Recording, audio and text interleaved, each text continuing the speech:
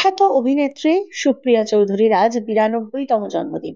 আর তার জন্মদিনে আমি আজ যার কাছে এসেছি তিনি অধ্যাপক, চলচ্চিত্র গবেষক সঞ্জয় মুখোপাধ্যায়। আজকে তার সঙ্গে কথা বলবো, তার থেকে জেনে নেব সুপ্রিয়া চৌধুরী নিয়ে নানান নানান কথা, যা আমাদের অনেকেরই অজানা। ইটিভি ভারতে স্বাগত। ধন্যবাদ। কেমন আছেন স্যার, সেটা আগে জানবো। ভালো আছি, বলুন। আপনার এসেছেন বলে আরো খুশি হচ্ছি। আমিও আসতে পেরে খুশি হয়েছি, আমরা আর কি। তো আমি যেটা বলবো, প্রথমেই বলবো অভিনেত্রী সুপ্রিয়া চৌধুরী, নৃত্যশিল্পী সুপ্রিয়া চৌধুরী, একই সঙ্গে উত্তম কুমার, মহানায়ক উত্তম কুমারের সঙ্গিনী, বন্ধু, সেবিকা সুপ্রিয়া চৌধুরী। এই সবটা নিয়ে আমি জানবো আপনার দেখা সুপ্রিয়া চৌধুরী। সুপ্রিয়া চৌধুরী আমার সঙ্গে যে খুব বেশি পরিচিত ছিলেন তা না, তার সঙ্গে বয়সের তফাৎ আছে এবং অন্য কিছু আছে। কিন্তু একটা ঘটনা দিয়ে আমি শুরু করতে চাই। সেটা হলো, একবার ঋত্বিক ঘটকের জন্মদিনে বোধহয় টিভিতে বা অন্য কোথাও আমাদের একটা আসর ছিল। তো সেখানে সুপ্রিয়ার আসার কথা ছিলেন, সুপ্রিয়াজির। তিনি এলেন একটু পরে, সামান্য 2-3 মিনিট দেরি হয়েছে, কিন্তু খুব কষ্টে আসছেন। বললেন যে আমি শুধু ঋত্বিকদার জন্য, না হলে আমি আসতাম না। এই সবে ওর হাঁটু অপারেশন হয়েছে, নি রিপ্লেসমেন্ট আর কি। তো উনি এলেন, এসে সবাই তখন বললো যে আপনি দিদি আর 2 মিনিট বিশ্রাম নিয়ে নিন, হাঁপাচ্ছেন, খুব জোরে জোরে হাঁপাচ্ছিলেন। ওনার 78 বছর বয়স ওনার। তো উনি বিশ্রাম নিচ্ছেন। আমি ওর পাশেই, মানে সেটটা তৈরি, তাতে আমি ওর কাঁধের দিকে তাকিয়েছিলাম। উনি হঠাৎ আমার দিকে তাকিয়ে, হঠাৎ একজন লোক ওরকম কাঁধের দিকে তাকিয়ে আছে দেখে উনি অবাক হয়ে একটু অপ্রতিভ হাসলেন। আমিও খুব নার্ভাস হয়ে আমি বললাম, আমি দিদি আপনার কাঁধের দিকে তাকিয়েছিলাম। উনি বললেন, কাঁধ? ওমা, কাঁধ কেন? আমি বললাম, আসলে ঋত্বিক ঘটক এই কাঁধটাকে ব্যবহার করতেন। তাই? কি জন্য? আমি বললাম, আসলে দেবীর প্রতিমা করার জন্য লং নেক দরকার হয়, আপনার কাঁধটা অনেক লম্বা। এইটা হলো, মা আমি তো খেয়াল করিনি, বলে একটা গল্প বললেন যে আসলে কি জানেন, এটা তো আমি জানতাম না, আপনি বলছেন লিখেও গেছেন উনি। কিন্তু যেদিন প্রথম আমার সঙ্গে ঋত্বিকদার কথা হয়, গঙ্গাপ্রসাদ মুখার্জির ওদের বাড়িতে আমার অ্যাপয়েন্টমেন্ট ছিল 5টার সময়, কিন্তু শুটিং দেরি হয়ে যাওয়ায় আমি কিছুতেই 5টায় পৌঁছতে পারলাম না। সে আচর পাচর করে ট্যাক্সি ধরে নামছি, এবং তাড়াহুড়োতে আমি দেখছি উল্টো দিকে ঋত্বিকদা দাঁড়িয়ে আছেন, লম্বা। তো মানে উদ্বিগ্ন যে আমি কখন আসবো। তো হঠাৎ তাড়াহুড়ো করে নামতে গিয়ে আমার চটিটা ছিঁড়ে গেল। চটিটা ছিঁড়ে গেলে একজন মহিলার কি হয় বুঝতেই পারছেন। আমি চটিটা নিয়ে কি করব না বুঝতে পেরে ভাবলাম, যাক গে, যা ইচ্ছা হোক। চটিটা হাতে নিয়ে আমি রাস্তাটা পার হয়ে ওর বাড়িতে গেলাম। উনি সেটা খেয়াল করলেন। এইটা আমাদের আলোচনায় ওঠেনি, কিন্তু আমার কিন্তু মনে হয় মেঘে ঢাকা তারায় ওই যে শেষ দৃশ্যে চটি ছেঁড়ার অনুষঙ্গ আছে, ওইটা দেখেই উনি প্ল্যান করেছিলেন। তো আমি বললাম যে দেখুন, বলে আমি তো ঋত্বিক ঘটককে নানাভাবে দেখেছি, আসলে উনি অন্যরকমভাবে আমাকে ব্যবহার করতেন। তো আমি বললাম, হ্যাঁ সে তো আমরা সবাই জানি, মেঘে ঢাকা তারা এবং কোমল গান্ধার। কিন্তু বললেন যে সেই মানে আসলে কি জানেন, আগেকার পরিচালকদের সঙ্গে কাজ করার সুখ হচ্ছে, আমি সবসময় বুঝতে পারতাম না যে উনি কি চাইছেন, কিন্তু পরে আমি দেখেছি যে উনি যা করেছেন তা আমার পক্ষে অন্য কারোর করা সম্ভব ছিল না। আমাকে সাধারণভাবে আমার মনে হয় অনেক সময় আমি কাউকে অশ্রদ্ধা করছি না, আমি কোট করছি, উনি বলছেন, কিন্তু আমাকে ঠিক সেভাবে ব্যবহার করেনি। কারণ এই কথাটা আমার কাছে খুব গুরুত্বপূর্ণ। আচ্ছা, সুপ্রিয়া চৌধুরীকে আমরা কিভাবে দেখেছি? দেখবেন, যদি তার সহনায়িকাদের কথা ভাবেন, তার সময় যারা অভিনয় করছিলেন, যেমন সুচিত্রা সেন, যেমন সাবিত্রী চট্টোপাধ্যায়, এদের সঙ্গে বাকিরা হয়তো একটু অল্প বয়সী, যেমন মাধবী মুখোপাধ্যায় বা অন্যরা। হ্যাঁ, আসলে সুপ্রিয়াকে আমরা ব্যবহার করছিলাম খুব তার দৈহিক একটা আবেদনের জন্য। সেটা বলতে একটু অস্বস্তি হয় যে সুপ্রিয়াকে যেভাবে আনা হয়েছে বাংলা ছবিতে, সেটা একটু অদ্ভুত, বিশেষভাবে একটা দৈহিক আবেদন ছড়ানোর জন্য। কিন্তু সেই সূত্রে সুপ্রিয়ার মূল যে অবদানগুলো নায়িকা হিসেবে বা চরিত্রাভিনেতা হিসেবে, তা আড়ালে পড়ে গেছে। যেমন ধরুন 1952 সাল, উত্তম কুমারেরও প্রথম সফল ছবি, সুপ্রিয়া দেবীও সেখানে ছিলেন, বসু পরিবার, নির্মলদের। সেখানে সুপ্রিয়া যে অভিনয় করতে পেরেছেন, পরবর্তীকালে কিন্তু ধরুন শুধু একটি বছর বা অন্যান্য ছবিতে তা পারেননি, সব্যসাচীতে তা পারেননি। ঋত্বিক ঘটকের ছবি দুটো বাদ দিলাম, তাতে আমি আসছি পরে। কিন্তু সুপ্রিয়ার যে মূল রহস্য সেটা কি?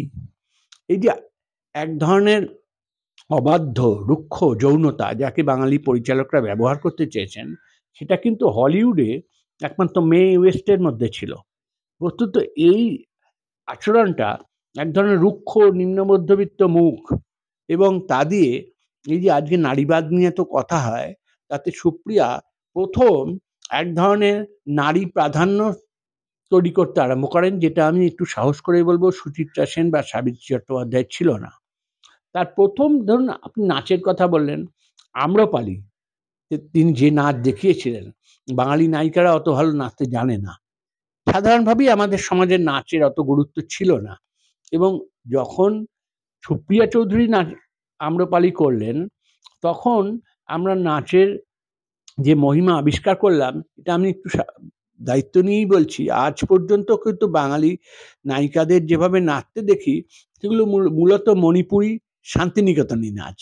তার বাইরে তারা যেতে চান না। এখন কেউ কেউ বিলিতি নাচে যান, কিন্তু সেগুলোও আবার ঠিক বিলিতি নাচ হয় না, মানে যার জন্য আমরা পশ্চিমী সিনেমা বা দক্ষিণী সিনেমার দিকে অনেক নির্ভর করে থাকি। সুপ্রিয়া চৌধুরী এবার একটা প্রচণ্ড ব্যতিক্রম ছিলেন। উনি যখন বার্মায় থাকতেন, তখন একবার এই নাচের অভিনয় করায় সে যুগের বার্মার প্রধানমন্ত্রী ওকে অভিনন্দিত করেছিলেন।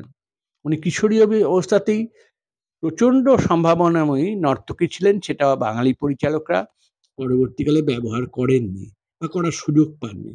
এই যে একজন মানুষ বার্মা থেকে শুধু পায়ে হেঁটে কলকাতায় চলে এলেন তার পরিবারের সঙ্গে, থিতু হলেন এবং বসু পরিবার থেকে আস্তে আস্তে এগিয়ে এলেন।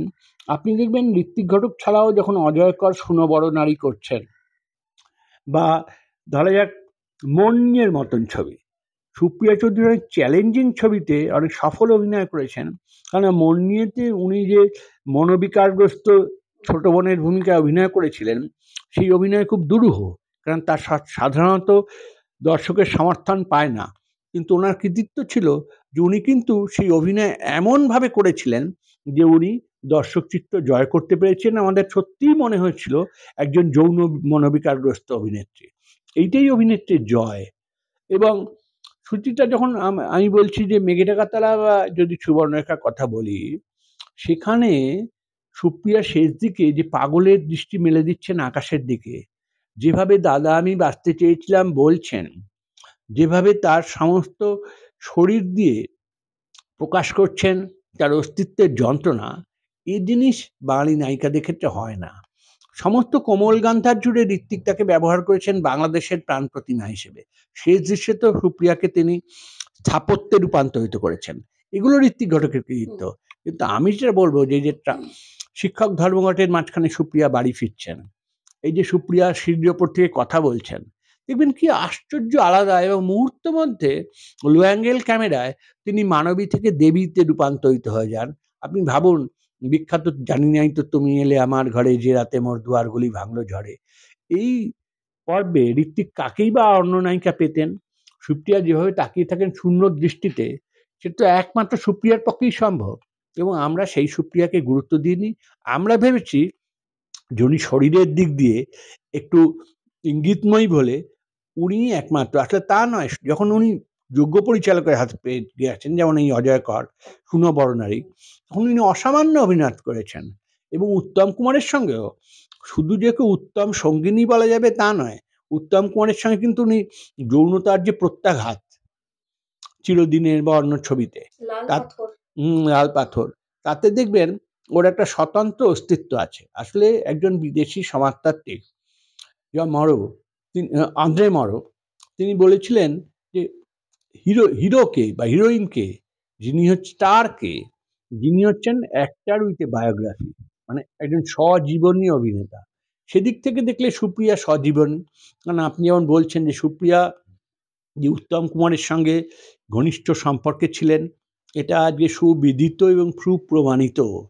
এবং সেই সময় থাকার ক্ষেত্রে খবরের কাগজ তাকে দিয়ে নানা মশলা কলাম তাকে নিয়ে জড়িয়ে লিখেছে। এবং সুপ্রিয়ার ব্যাপারে আমাদের অন্যরকম উৎসাহ ছিল। তার অভিনয় দেখার সূত্রে তিনি কিভাবে তখনকার দিনের মূল্যবোধ, আমি উদ্ধৃতি চিহ্নের মধ্যে বলছি, কিভাবে উত্তম কুমারের ঘর ভেঙেছেন ইত্যাদি নিয়ে সব গল্প ছাপা হতো খবরের কাগজে, আমরা সেগুলো দেখতাম। কিন্তু দেখার পরেও সুপ্রিয়া যখন পর্দায় নামতেন তখন তাকে আমরা অন্যভাবে দেখতাম। এবং অভিনয়ের দিক দিয়েও আমি বলবো যে সুপ্রিয়ার প্রতি বাঙালি সমালোচকরা একটু অবিচার করেছেন। উত্তম কুমারের ছায়া তাকে আড়াল করে দেওয়ার চেষ্টা হয়েছে। কিন্তু যদি আলাদা করে দেখেন, শুধু কোমল গান্ধারের অনসূয়া বা মেঘে ঢাকা তারা নিতা নন। এই যে ছবিগুলো আপনি বললেন, লাল পাথর বা অন্য যে ছবিগুলো, যে বসু পরিবার, যেখানে তিনি আর রেখাচিত্রের মতন আছেন, সেখানে তিনি আছেন। এবং সুপ্রিয়া আমাদের নিম্ন মধ্যবিত্ত বাঙালি জীবনের একমাত্র প্রতিনিধি। আপনি দেখবেন সুচিত্রা সেন যে সেই জায়গাটা ভরাট করতে পারেন না, অপর্ণা সেনও পারেন না, সাবিত্রী দেবী পারেন, কিন্তু সাবিত্রী দেবী একটু ভীরু, মধ্যবিত্ত গৃহস্থ নারী হিসেবে পারেন। আর যে রুক্ষতা, যে অপরিচ্ছন্নতা এবং যে বিরক্ত চোখের সুপ্রিয়া চৌধুরীকে দেখেছি, দেশ বিভাগের পরে একে ছাড়া আমাদের হাতে অন্য কোনো নারীর বিকল্প ছিল না। সুপ্রিয়াই নির্বিকল্প উদ্ধার। আমি যে বললাম, হলিউড যেমন চিরদিন তার বিখ্যাত নায়িকা মে ওয়েস্টকে সন্দেহ করেছে যে এই আক্রমণাত্মক যৌনতা কেন। আসলে একজন নারীর অধিকার বা সীমাক্ষেত্র যখন নিতান্তই সীমিত গণ্ডিবদ্ধ, তখন সুপ্রিয়া চেয়েছিলেন পাটাকে একটু বাড়িয়ে দিতে, অর্থাৎ পুরুষের পৃথিবীতে হানা দিতে এবং আততায়ীর মতন তাকে বোঝাতে যে আমি নহি সামান্য নারী। এই জায়গাটায় সুপ্রিয়া সফল, এটাই তার অবদান। সাধারণ আরেকটা প্রশ্ন, আমার তো প্রশ্ন করতে হচ্ছে না, অনেক কিছু জানতে পারছি। স্যার, বলছি যে একটা তুলনা কিন্তু আসে মানে দর্শকের, এই তোমার সুচিত্রা সেনকে বেশি ভালো লাগে নাকি সুপ্রিয়া চৌধুরীকে বেশি ভালো লাগে? এই দুটো নামের মধ্যে কিন্তু একটা পার্থক্য আমরা দর্শকেরা খোঁজার চেষ্টা করি, বেশিরভাগ মানুষ। তো এই প্রসঙ্গে আপনি কি বলবেন? দেখুন, তুলনা আমি সেই অর্থে কে বড় অভিনেত্রী কে ছোট অভিনেত্রী তার মধ্যে যাচ্ছি না, সেটা কুরুচিকর, দুজনই প্রয়াত ব্যক্তি। কিন্তু সুচিত্রা সেন হচ্ছেন চিরদিনই আমাদের মায়াবন বিহারিণী হরিণীর ভূমিকায় অভিনয় করেছেন।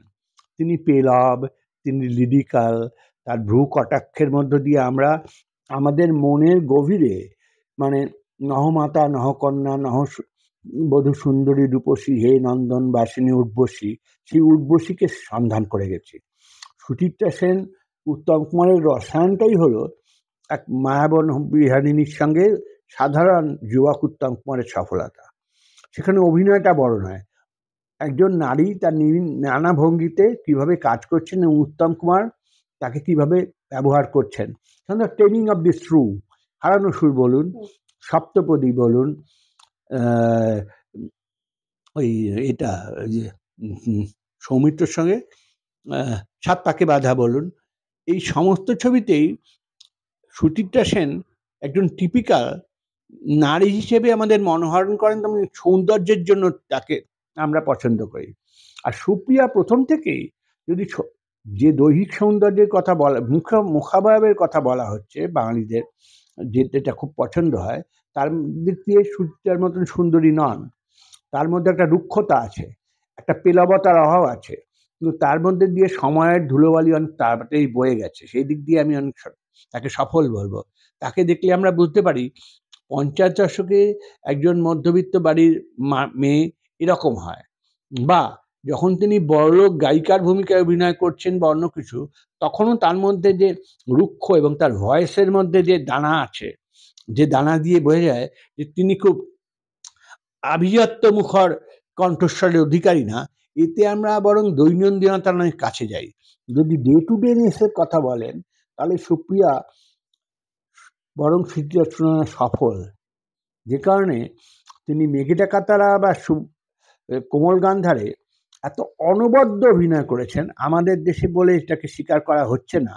কিন্তু যদি কেউ দেখে, শুধুমাত্র ওই দাদা আমি বাঁচতে চেয়েছিলাম ওই অংশটুকুই দেখে, যদি ওই চিনিলে না আমার কি চিনিলে না, ওই জায়গাটাই দেখে, শিলং পাহাড়ের ওপরে তার মৃত্যুর আগে, না যখন তিনি জানলার ফাঁক দিয়ে পরিবারের অন্যদের দেখছেন তাদের দেখে, তাহলেই বুঝবে সুপ্রিয়া আমাদের দৈনন্দিন জীবনের সঙ্গে কি অসামান্যভাবে জড়িত।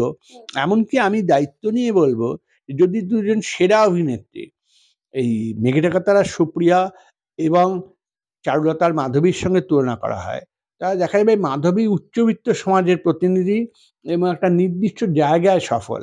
আর সুপ্রিয়া প্রায় আমাদের মতন যারা সব হারিয়ে কলোনি পাড়ায় থাকে, যারা বাসে ঝুলে যাতায়াত করে, যারা রাইটার্সে দুপুরবেলায় দাঁড়িয়ে টিফিন ছাড়ে, তাদের সবার প্রিয়তমা নারী। অষ্টম গর্ভের সন্তান ছিলেন উনি তার মায়ের, তাই নাম নাকি ছিল কৃষ্ণা। হ্যাঁ, তো এই যে জার্নিটা ওনার ওখান থেকে চলে আসা, এখানে এসে সেই মুহূর্তে কতটা লড়াই করতে হয়েছিল স্যার? আপনি জানেন যে একটা সিনেমা জগৎটাই বেশি বলার দরকার নেই, সেখানে নারীদের সম্মান তো খুব সুনির্ণিত এবং সুচিহ্নিত ছিল না। সুপ্রিয়ার জায়গায় আগে যারা নায়িকা ছিলেন, কানন দেবীর কথা শুনলেই বুঝবেন যেটা 5 বছরের মেয়েকে টাকার জন্য ঠকিয়ে দেওয়া হয়েছিল। এই কানন দেবী, এই মেনকা দেবী, এই সাধনা দেবী, এরা প্রত্যেকে যে পরিমাণ প্রতারিত হয়েছেন, সেখানে বার্মার উদ্বাস্তু সুপ্রিয়া দেবীর জন্য যে লাল কার্পেট বিছিয়ে দেওয়া হয়েছে তা না তো। সুপ্রিয়া নানা রকম পরিশ্রমে নাটকে এবং সিনেমায়, এমনকি তিনি বম্বেতেও অভিনয় করেছেন, তাকে তার জায়গা চিহ্নিত করতে হয়েছে এবং তিনি প্রমাণ করতে পেরেছেন না শুধু উত্তম কুমারের জন্যই না, এটা কিন্তু ভুল ধারণা, উত্তম কুমারের আগেও তার অভিনয় জীবন ছিল। সেখানে তিনি প্রমাণ করতে পেরেছেন যে তাকে কি পরিমাণ কষ্ট করতে হয়েছে অভিনয়ের দিক দিয়ে নিজের স্বাতন্ত্র্য প্রতিষ্ঠা করতে। মনে হয় আজকের যুগ না, তখন তার আশেপাশে অনেক বড় বড় নায়িকা। সেইখানে সুপ্রিয়া চৌধুরী যখন নিজেকে দাঁড় করান একজন রোমান্টিক নায়িকা হিসেবে, তখন তার সত্যি খুব পরিশ্রম হয়। এই যে ভাবুন, ওনার ছোটোখাটো জায়গা, যেটা ওনারও নয়, মেঘরেখা তারায় উনি পাবনার মেয়ে এসে ঢাকাই বাঙালি কথা বললেন, তাও সম্ভব, যদি ওরা বার্মার প্রবাসী বাঙালি। কিন্তু গীতা দে, যিনি হাওড়ার বিশুদ্ধ ঘটি, তাকে ঋত্বিক ঘটক বললেন সুপ্রিয়াকে যে বেনু তুমি ওনাকে বাঙাল ভাষা শিখিয়ে দাও। মাত্র 2 মাসে এই গীতা দেখে সুপ্রিয়া চৌধুরী ঢাকাই বাঙাল শিখিয়েছিলেন। তখনকার দিনের অভিনেত্রীদের নিষ্ঠা ভাবুন, শিক্ষক হিসেবে এবং ছাত্রী হিসেবে। আমি গীতা দে এবং সুপ্রিয়া চৌধুরী দুজনেই দিকে মুগ্ধ হয়ে তাকিয়ে থাকি যে মাত্র 2 মাসে ওরা যে ভাষা রপ্ত করেছেন, সেই ভাষা সত্যি কি অসাধারণ ভাষা। একবারও মনে হয় না যে ওরা আজাদগড়ের উদ্বাস্তু কলোনির বাসিন্দা নন, একজন হাওড়ার ঘটি, আরেকজন বার্মার উদ্বাস্তু। কি এমনি এমনি হয়? তারপরেও তো ওনার বিবাহিত জীবনেও কিছু সমস্যা ছিল, অনেকটা বড় সমস্যা ছিল। বিশ্বনাথ চৌধুরীর মানে দ্বিতীয় বিয়ে, তারপরে একার লড়াই, সেই জায়গাটা কখনো আপনার লেখালেখিতে উঠে এসেছে নিশ্চয়ই? আমি সে বিষয় নিয়ে বলতে পারিনি, কেন জানেন, বলতে চাইও নি। কারণ এই যে জগৎ, আমাদের এখানে নারীদের যে লাঞ্ছিত হওয়ার জগৎ, বা নারীর আত্মপ্রতিষ্ঠার সময় যে বাধা বিপত্তিগুলো আসে, বিশেষত সিনেমার মতন জায়গায়। আগে তো সিনেমাকে নরক মনে করা হতো। আগে তো সত্যি কথা বলতে কি, সিনেমা বলতে একটা লাল আলোর অঞ্চল মনে করা হতো। সিনেমায় নামছে, সিনেমায় কখনো কেউ ওঠে না। এবং সিনেমা মানেই খুব সহজলভ্যা নারী, কন্যা নারী, এবং তাকে এই যে সমস্ত কুসংস্কার ঠেলে একজন মানুষ তার ব্যক্তিত্বকে প্রকাশ করতে পারছেন। আজকে আমাদের পক্ষে খুব সহজ সুপ্রিয়া চৌধুরীকে স্মরণ করা, বা তার যুগের যে অন্য অভিনেত্রী ছিলেন সাবিত্রী দেবীকে স্মরণ করা, এগুলো তো তখন কত সামাজিক যন্ত্রণার মধ্যে দিয়ে যেতে হয়েছে বলুন তো। রাস্তায় ঘাটে যখন এরা হাঁটতেন, এরা কি সম্মানের সঙ্গে হাঁটতেন? লোকে আঙুল দিয়ে দেখিয়ে বলতো সিনেমার মেয়ে, আর ভদ্রলোকের মেয়ের মধ্যে একটা তফাৎ ছিল। সেই জায়গা থেকে সুপ্রিয়াদের মূল কৃতিত্ব হচ্ছে সেই অধঃপতিত জায়গা থেকে, সেই নরক থেকে আজকে যে আপনি আমার সঙ্গে কথা বলছেন, সম্মান নিয়ে আমরা একটা সংলাপে অবতীর্ণ হচ্ছি, সেই জায়গাটা সুপ্রিয়ারা তৈরি করে দিয়েছেন। তবে শেষে আমরা এটাতেই উপনীত হই যে উনি কিন্তু ওনার যতখানি প্রাপ্য ছিল, আপনি যেটা শুরুতেই বললেন, ততখানিরও মনে হয় অনেকটা অংশ উনি পাননি। না, পাননি তো। উনি যে স্তরের অভিনেত্রী, তাতে উনি কি পেয়েছেন? কয়েকবার BFJ পেয়েছেন, একবার ফিল্মফেয়ার পেয়েছেন, আর ধরুন একটা পদ্মশ্রী পেয়েছেন, আর এই শেষ দিকে কি বঙ্গ একটা বিভূষণ রত্ন নাকি পেয়েছেন। সেই অর্থে সুচিত্রা সেন বা ধরুন অন্যরা যা পেয়েছেন সেই তুলনায় সুপ্রিয়ার প্রাপ্তি খুবই নগণ্য। সুপ্রিয়াকে এখনো, এটা আমাদের লজ্জার বিষয়, যে উত্তম সঙ্গিনী হিসেবে আমরা ভাবি। উত্তম কুমারের সঙ্গে তার সম্পর্কটা কি, এই নিয়ে আমরা খুব কৌতূহলী। কিন্তু অভিনেত্রী সুপ্রিয়া চৌধুরী, উত্তম কুমার নিরপেক্ষ সুপ্রিয়া চৌধুরী হিসেবে আমরা কখনো ভাবিনি। তো হতেই পারে একজন নারী এবং একজন পুরুষ পরস্পরকে ভালোবাসছেন, সেটা তো তার প্রধান পরিচয় না। সুপ্রিয়া চৌধুরী তো কারোর প্রণয়িনী হিসেবে বাংলা সংস্কৃতিতে অবদান রাখেননি, কিন্তু আমরা সেটার দিকেই নজর দিই। আশা করি এরপর থেকে বিদেশে যেমন স্টার সিস্টেম, স্টারদের নিয়ে পড়াশোনা করা হয়, মেরিলিন মনরো, এলিজাবেথ টেইলরকে নিয়ে ভাবা হয়, তেমনভাবে সুপ্রিয়া চৌধুরীকে নিয়েও ভাবা হয়। ওনার রান্না টলিপাড়ায় ভীষণ বিখ্যাত ছিল। রান্নার খুব গুণ ছিল এবং রান্না সত্যি উনি ভালো রাঁধতেন, এ বিষয়ে কোনো সন্দেহ নেই। কিন্তু আপনি ভেবে দেখুন, বেনূদির রান্নাঘর যত বিখ্যাত হচ্ছে, বেনূদির অভিনয় তত বিখ্যাত হচ্ছে না। কিছুতেই লোকে আম্রপালি নিয়ে কথা বলতে চায় না, শোনো বড় নারী নিয়ে কথা বলতে চায় না। ঋত্বিক ঘটকের এই দুটো ছবিতে নিতা এবং অনসূয়াকে নিয়ে যখন কথা বলে, তখন ঋত্বিক ঘটকের বিষয়ে যত কথা বলে, তার অভিনেত্রীদের নিয়ে তত কথা বলে না। সে তো কথা বলা উচিত। ধরুন, যখন খোয়াইয়ে কোমল গান্ধারে অনসূয়া, সুপ্রিয়া আর কি, যখন তাকিয়ে আছেন ভিগুর দিকে, বা যখন দোহাই আলী শটে সুপ্রিয়া ওই শূন্য স্টিমার ঘাটার মধ্যে দিয়ে কথা বলে ঘুরে বেড়াচ্ছেন, সে সময় তার যে আট পৌড়ে এবং নিতান্ত সাবলীল ভঙ্গি, সে তো বাংলা সিনেমায় তখন অপরিচিত ছিল, তিনি পেরেছেন। এবং তিনি কখনো, তার গুণ হচ্ছে যে তিনি কখনো তার একটু ঈষৎ রুক্ষ হাস্কি কণ্ঠস্বরকে স্বাভাবিক করার চেষ্টাই করেনি, তিনি ওইটা দিয়েই মঞ্চ জয় করেছেন। ওটা অসাধারণ, ওটা অসাধারণ, ওটা অসাধারণ। শেষ বয়সে কিন্তু জননী করে গিয়েছেন বাংলা ধারাবাহিক, এবং হিট, সুপার হিট, একদম একদম। কি আসলে এটা মানতে হবে যে এরা অভিনেত্রী ছিলেন, এরা অভিনয়টা জানতেন। অন্যান্য যে গল্পগুলো, সেগুলো কি জানেন, সেগুলো হচ্ছে মূল বাড়িটার উপরে আপনি কি পেন্টিং করবেন, অয়েল পেন্টিং করবেন না কি পেন্টিং করবেন, সেই সবের ব্যাপার। তার জীবনের বাইরের দিকগুলো নিয়ে আমরা বেশি ভেবেছি, কিন্তু আসলে তিনি রাঁধুনি হিসেবেও স্মরণীয় নন, যদিও খুব উত্তম রাঁধুনি। উত্তম কুমার তার ভেটকি মাছের কাঁটা চচ্চড়ি পছন্দ করতেন, বা অন্য রান্না পছন্দ করতেন, না সুবিদিত ময়রা স্ট্রিটের বাড়িতে, সবই ঠিক। তো তারপরেও আমি যখন আজকে আপনি জিজ্ঞেস করছেন, আমি ভুলতে পারছি না সেই দাদা আমি বাঁচতে চেয়েছিলাম, বা সার্থক জন্ম আমার জন্মেছি এই দেশে, এই গানের মুহূর্তে সুপ্রিয়া চৌধুরীর কথা। আমার শেষ প্রশ্ন স্যার আপনাকে, সুচিত্রা সেনের সঙ্গে সুপ্রিয়া দেবীর কিরকম সম্পর্ক ছিল? এই প্রশ্নের উত্তর আমি দেব না, কারণ এই প্রশ্নের উত্তর সবাই জানে। দুজনই ব্যক্তির মৃত, আমার পক্ষে দেওয়াটা অস্বস্তির, কারণ প্রশ্ন উঠতেই পারে যে আমি কেন বলছি এটা জিজ্ঞেস করবেন না। ঠিক আছে, অসংখ্য ধন্যবাদ, ভীষণ ভালো থাকবেন। অসংখ্য ধন্যবাদ। ক্যামেরায় ধীমান হালদারের সঙ্গে নবনীতা দত্তগুপ্ত, ইটিভি ভারত, কলকাতা।